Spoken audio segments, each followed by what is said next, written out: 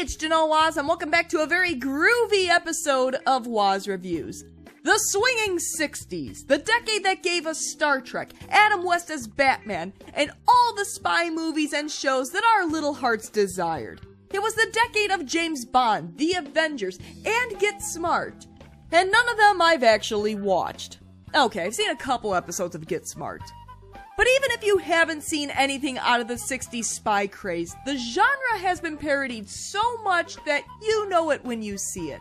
Heck, even Star Trek Deep Space Nine had a James Bond episode. And MGM had words with them about it. But among all those parodies is the hidden 2000s gem, The Operative. No One Lives Forever.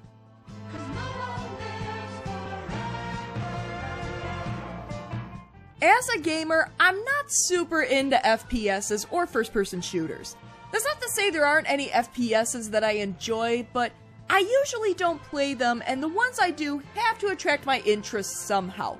A good story, exceptionally good gameplay, or even an interesting aesthetic. And that's where No One Lives Forever comes in.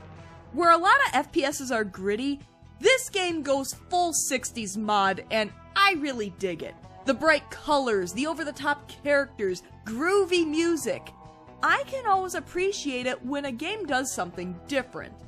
Now, the version I'm playing here is the PS2 version, which has some differences from the PC version, namely the inclusion of flashback levels, no saving during a scene, and the absence of the flashlight, among other things. It may be a good day to die with The Operative. No One Lives Forever. This isn't going to be easy. Fortunately. But before I go further, make sure you subscribe to my channel. I talk a lot about Star Trek, video games, and whatever else I feel like talking about. And if you'd like to help support the channel, consider becoming a member. Be great to have you aboard. Did I mention this game is very 60s? Because look at this intro. Could this be any more 60s? The go-go boots, the song, the dance moves? My only real complaint is that I wish they utilized brighter colors for the 60s. It should be vibrant and colorful, and this is just dark. Nevertheless, I still dig it. You are Cate Archer, a former cap burglar turned first female operative for the organization Unity, which protects the world from chaos and destruction.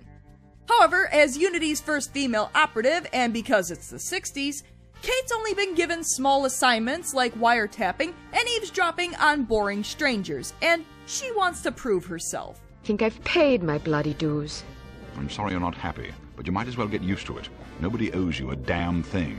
No, that's not actor Eric Avari, who you might remember from various episodes of Star Trek and Stargate, but Bruno Lowry, Kate's mentor. I mean, I can't be the only one that sees it. But Kate's finally getting a serious assignment, so let's head on over to headquarters. Agent Archer, how thoughtful of you to join us. I hope we aren't inconveniencing you too awfully with matters of international security. Let's see, do I go the polite route, which is probably what I'm supposed to do, or do I go the smart route? Not at all, Mr. Smith, but it's charming of you to mention it. I would advise you to watch your tongue. Boy, tough crowd. No wonder I'm getting all the crap assignments. So why is Kate here? Well, 7 of Unity's agents, which is more than half their active operatives, have been killed one by Dmitry Volkov, an assassin that Bruno fought years ago, who managed to get away and is one of the higher-ups in a villainous organization called HARM. There's also a suspected traitor within Unity working for HARM, and everybody is suspected. Not bad for a first assignment.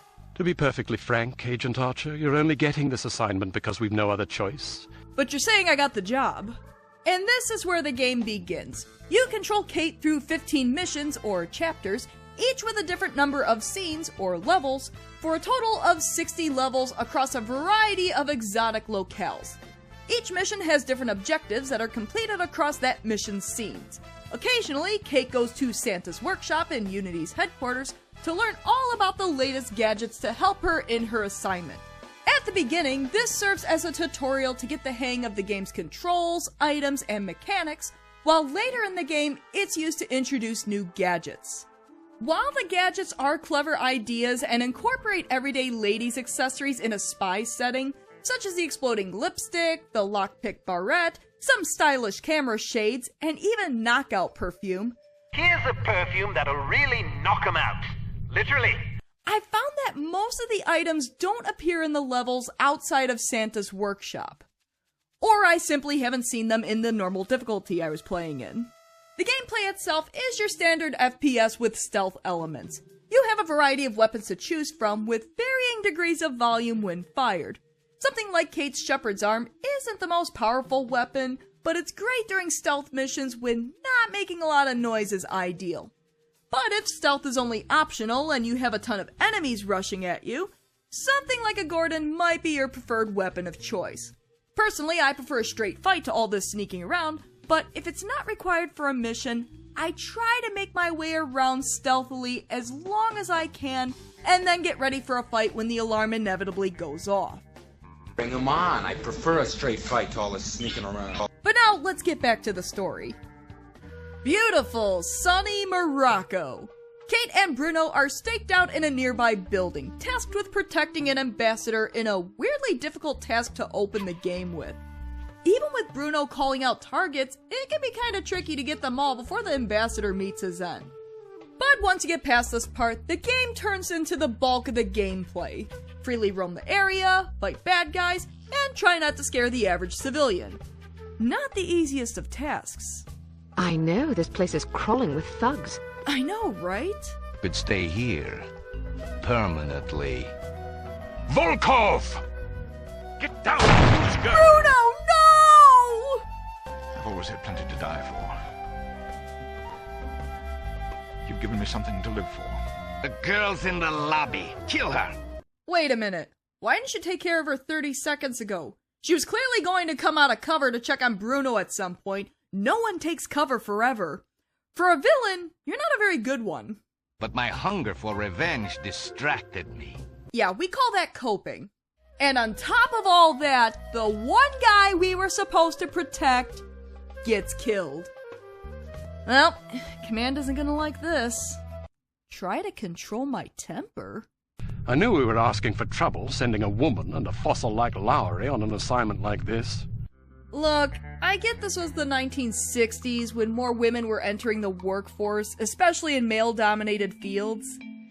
But that doesn't make this any easier to hear. I'm gonna avoid chaos today. I'm in enough trouble. I'd like to remind you that Volkov was lying in wait. Someone betrayed us.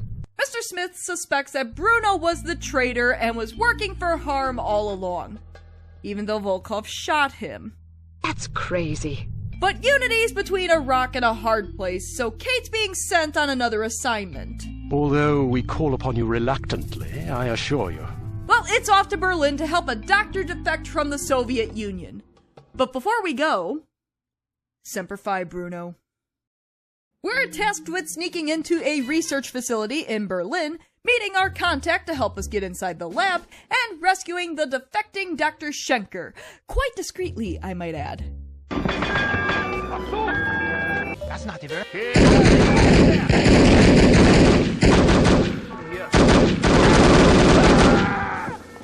Did I mention I'm not the greatest at stealth? Care for a light? Oh yeah, totally discreet. While I'm not the greatest at stealth, even with enemies as oblivious as this, seriously guy, I'm right here. I do appreciate that there's more to this game than a straight up FPS. There's a strategy involved and not just how many enemies you can take down. Come with me if you want to live. Sent a woman to liberate me? Hey, buddy, I remind you that you're not in a position to ask questions here. He is here! Excuse me for a moment, Doctor. Don't call me Junior. Oh joy, an escort mission, because everybody loves those. Especially when he's too scared to follow you. Yeah, cowering in the middle of an open hallway is really not going to get you killed. But somehow, we got out okay. And a fine pair of legs watching. Nice legs. For a human. And at 24,000 feet en route to London, everything is going smoothly. I think we can expect a lovely, relaxing flight. But who is Dr. Schenker exactly, the man we just rescued? Well, he was the head of the Biological Explosives Research Team. That doesn't sound like it can be misused or anything. Human time bombs. But during this lovely tete-a-tete of a weapon that will surely not be used by a big bad organization, a hijacking is about to go down. Get up, laddies! We're going aboard! I love the originality of the next couple of scenes on the plane. It's cramped with lots of hidden doors where you have to fight close quarters while avoiding getting sucked out at 24,000 feet. It also forces you to come up with interesting solutions to get around the plane when doorways are blocked off, like using the lower deck to get around. This level kinda reminds me of one of my favorite A-Team episodes, The Beast from the Belly of a Boeing, where the bulk of the action takes place on a hijacked airplane. No wonder I like this mission so much. This is my worst nightmare. So much for a lovely, relaxing flight. I've mentioned earlier that the PS2 version of the game has flashback scenes called 9 Years Ago, which follow Cate's time as a cat burglar. This level involves Cate sneaking around, avoiding police, and pickpocketing or stealing valuable items with no weapons and limited tools. Fail the level, and Cate ends up in the clink. I was expecting that these levels would provide a little backstory to Cate before she joined Unity, or even leading up to her joining Unity, but sadly, they just feel pointless. They're not terrible segments, but they're just there to pad out the game. Upon waking up, the plane is going down, and this bird's gotta fly. Well, that's unexpected. Alright, you little creeps, give me your parachute!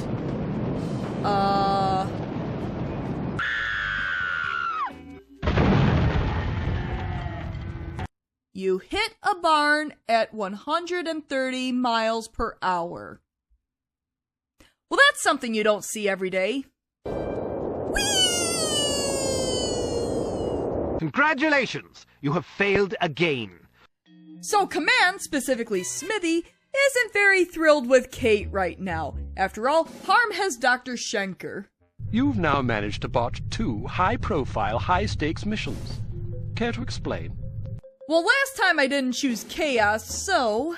If you can master your animosity enough to address me in a civil tone, I'll attempt to explain in terms you might understand exactly how I believe we've arrived at this impasse, sir. If you find my manners offensive, I suggest you find a line of work more suited to your delicate nature. Gardening, for example. Hey, Garrick made a great gardener. You were a gardener on Romulus? My specialty was Edosian orchids. Beautiful but highly toxic. I'm not convinced that Agent Archer is entirely to blame.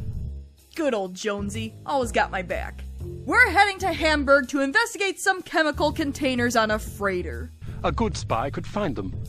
Fortunately, we're sending a good spy on this mission. Hey, thanks. You'll be working with him. Oh yeah, real nice jerk. So our new partner is Thomas Goodman from America with his rugged good looks, and we meet him by sneaking into a jazzy 60s nightclub. This is the game's definition of rugged good looks? I mean, look at this guy. This man is no Captain Kirk. His shoulders are disproportionate to the rest of his body, every vein in his neck is visible, and his face is pulled tighter than Jack Nicholson's face as the Joker. And is that a toupee? Will you have a drink? Old Granddad, bring the bottle, a tumbler, and a bowl of ice. Oh, great. He's going to be drunk on the job. Well, I'm sorry, but I didn't realize I was going to have to babysit on this assignment. And I didn't realize I was teaming up with the Incredible Hulk's ugly cousin, but here we are. Don't worry, doll. I'll make it. Did I also mention he's a little arrogant son of a... Let's talk about that later, shall we?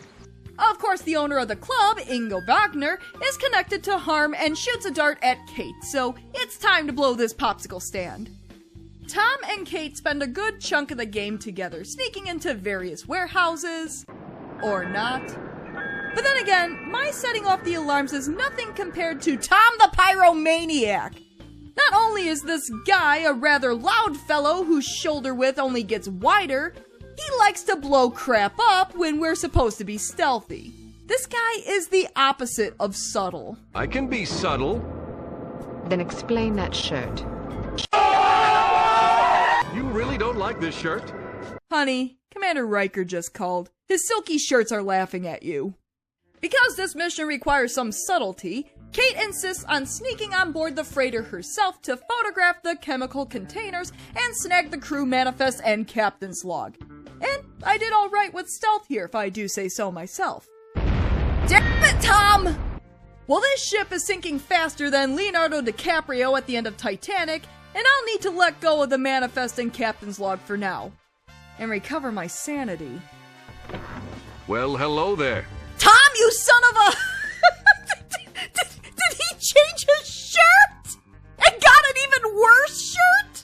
So Tom did indeed blow up the ship, figuring that Cate would have grabbed everything and gotten off the ship before the explosion. Of course, that would have been alright if Cate had a chance to grab the manifest and captain's log. Never send a woman to do a man's work.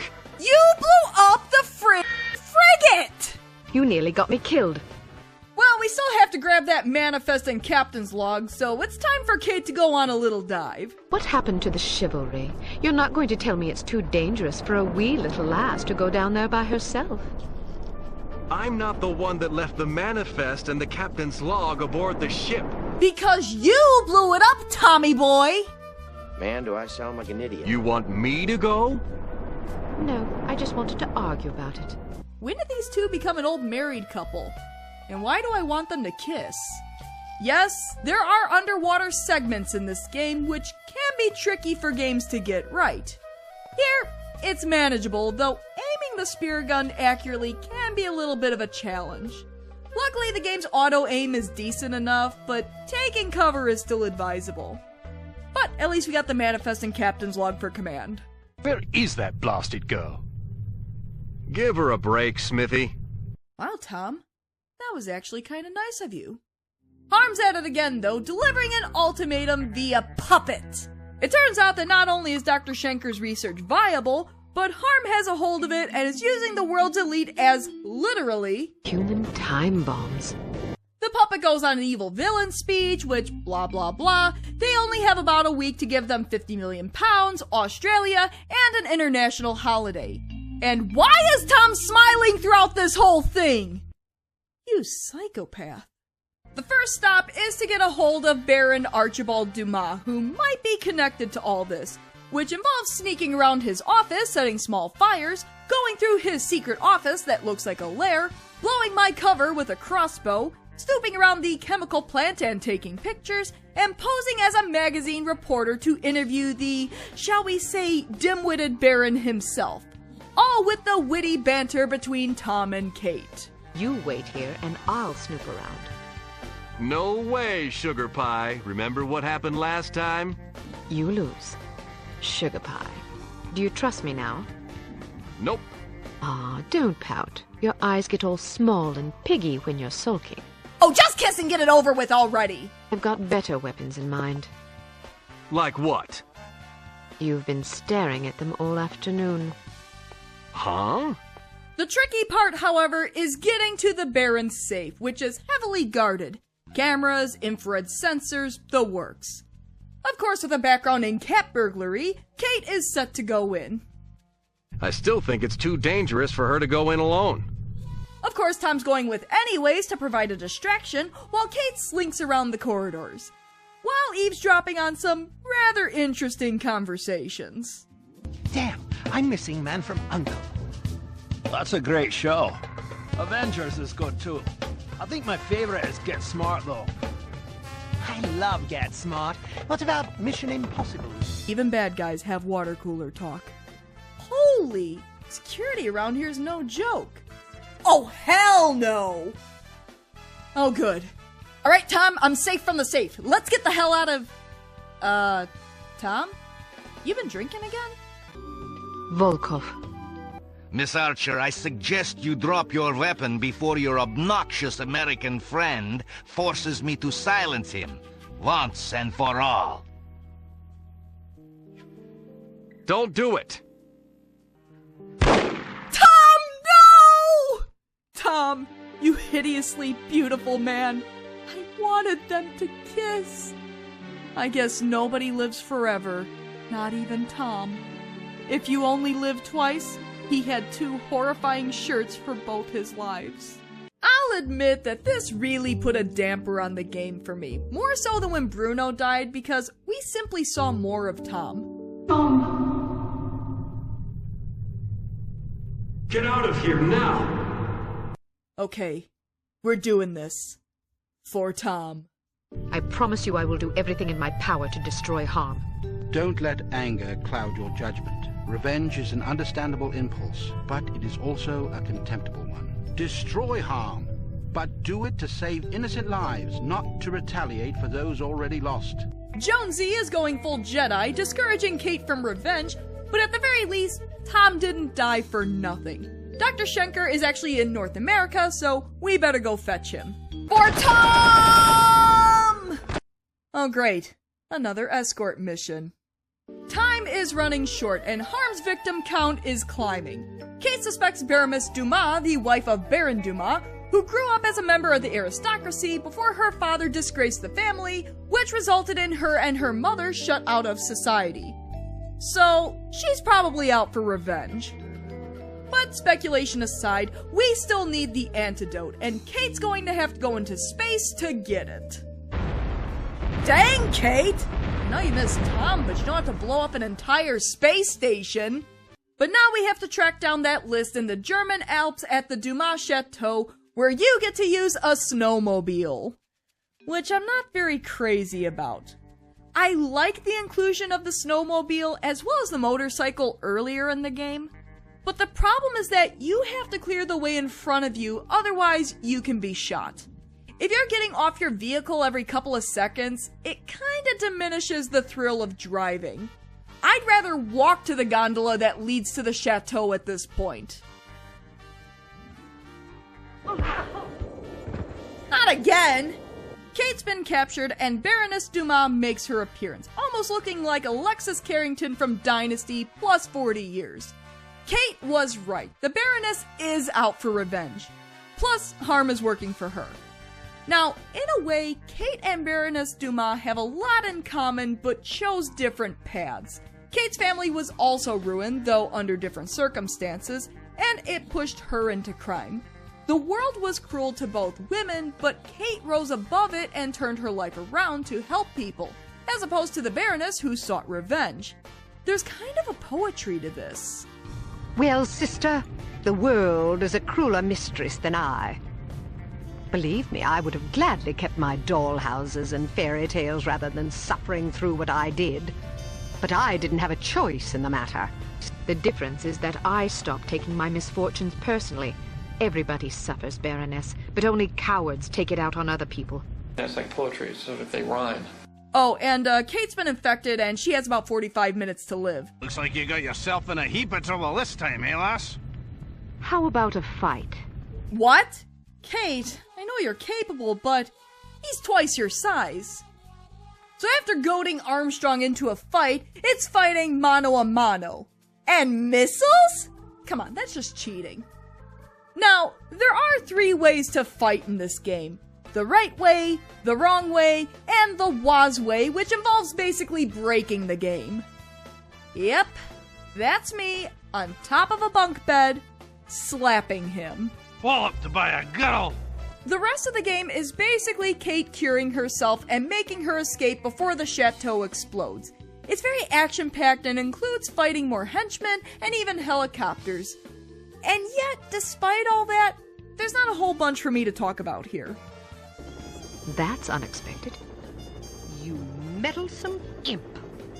Guards, kill her! You have proved to be an interesting adversary, Miss Archer. For Tom. And that one was for Bruno. And that fight was really easy? Harm's really not sending their best, are they? Of course, the Baroness wants the last word by infecting herself. No, Volkov isn't your biggest enemy. Time is, because it was so hard to get everyone off the street in a minute and a half. And if I didn't look up how to do this part, I'd probably never get through it. But the world is saved with the general population none the wiser, Cate is recognized as one of the boys. So, does that mean I'm one of the boys? I suppose it does. Figuratively speaking, of course. And even Smithy admits he was wrong. Bruno, you'd be proud of Cate. Last night I slept peacefully for the first time since my father died. How touching. Tom? Tom? Alec, back from the dead. You have no idea what I put myself through, and I'm not gonna get a dime for it thanks to you. You're the traitor. Guys, I can't believe it. He Sean Beaned us. No glib remark? No pithy comeback? You betrayed the entire free world for money? Tom Goodman, more like Tom Badman, am I right? I can't believe I wanted Cate to kiss you. Ho ho ho, it's on now, Tommy boy, it's on! You want a piece of me? You got it! Now, I had a tough time with this final boss with Tom since he's armed with poisoned bullets. But again, there are 3 ways to fight in this game. The right way, the wrong way, and the Woz way. What's the matter, Tom? Too afraid to leave? Yep, Tom got stuck behind a tree and I basically beat this game by breaking it. Captain Kirk would be proud. I don't believe in the no-win scenario. That's mighty tough talk for a little girl. Smithy? What are you doing here? Tending to some unfinished business. Jonesy? There's your traitor. You mean Smithy? Smithy? You might have warned Bruno. He did. Wait, what? What the hell is going on here?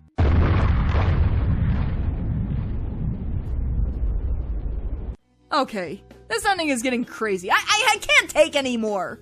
Tom Goodman died in Amsterdam. What? His real name was Melvin Blitzney. Stop! Stop, I can't take it anymore! Who underwent plastic surgery and extensive training. Well, that certainly explains his face. No man has a face that taut naturally! Basically, Mr. Smith was a crap agent forced into retirement, and to extract revenge, concocted this whole scheme to make Mr. Jones look so bad he'll step down. He's just that petty. Jones warned Bruno, who had to appear to have died in Morocco, and convinced Cate that he was dead so she would grieve, and it would all be convincing. No one lives forever, except when they do. Even when they show us a body, that doesn't mean anything. Every mission Cate was sent on was supposed to trap her or get her killed. She just happened to survive. Heck, this game shouldn't really be called No One Lives Forever, but instead, everyone lies to Cate. And all of this was confirmed when they found this in Smithy's apartment. The game ends with Cate mad, and I'm mad as well. I know this game is supposed to be a parody, so a ridiculous ending isn't unwarranted, but this one was just so out of left field. There aren't even little clues that hint at the twist ending, they just spring it on you. Don't run away from me. Come back and take what's coming to you. Cate, please, you're overreacting. And that was the Operative, No One Lives Forever. Ending aside, which left me feeling just as betrayed as Cate, this is a solid game. As someone who's not into FPSs, this game did a good job holding my attention. I love how it sets itself apart by going all in with the 60s spy movie tropes and isn't afraid to have fun with it. It walks a fine line between being a serious spy story and a parody, and it does a pretty good job at both. My main complaints about the game are mainly about the end game, specifically with the game's ending, as well as some of the filler levels. Overall, this is a nice little hidden gem, and you can play it on your PS2 or PC at a lovely mature rating? Yeah, I don't know what's going on with the rating system for this game. I guess the first PC release and the PS2 release were rated teen, but subsequent releases were rated mature. Personally, I usually avoid rated M games, and this game, at least the PS2 version, felt very much like a teen-rated game.